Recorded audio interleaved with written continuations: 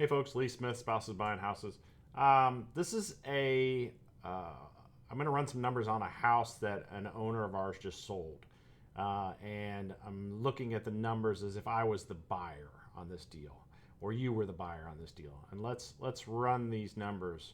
So this owner brought us this house middle of last year, and it is a duplex.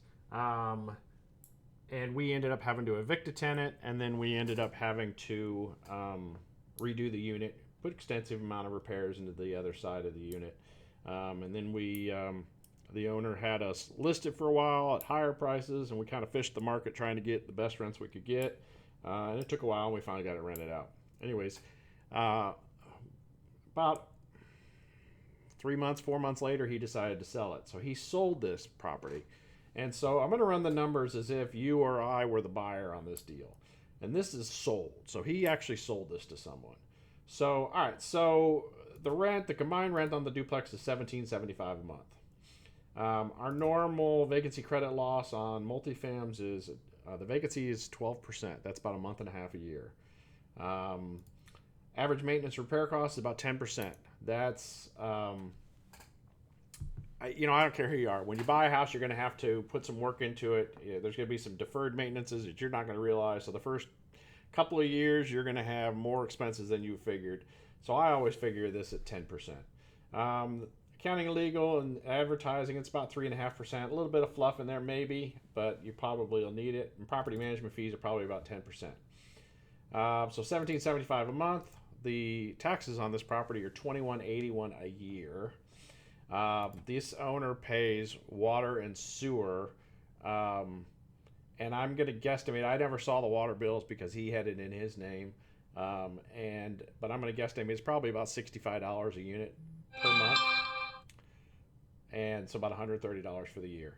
Property insurance, I could probably get insurance on this duplex for about $750 a year. So overall, your net operating income on this property is about $771 a month. He sold the property for $165,500. So there was a buyer for this property who bought it, and they paid $165,500. They didn't have any closing costs, and they shouldn't have had any renovation costs. But I don't know if they're going to plan on doing anything or not. Like I say, both sides are rented, and the one side's in really good shape, and the other side's going to need some work when the tenant moves out, but they've been there forever. So, but they're about right rent-wise because we fished the market trying to find the rent, and both sides are paying about the same. So it's not like it's one side is lower than the other.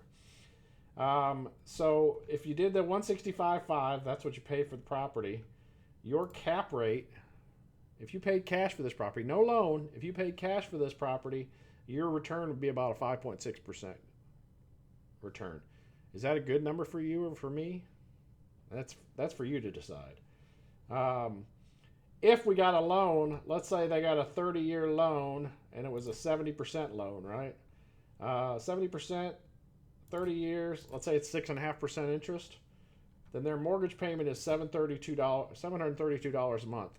So the cash flow on that is $38 a month if they've got a loan on it. So what's our cash on cash return? That's if you've got a loan on it. It's less than 1%, or real close to 1%. So is that a good return on your money? You decide. I don't know. I don't think so, but you can decide your own self. Like I say, I think that these rents are about right, but maybe the owner thinks he's going to get a lot more. Hopefully they do, but this is where we're at. So I don't know. Is this a good deal for you or not?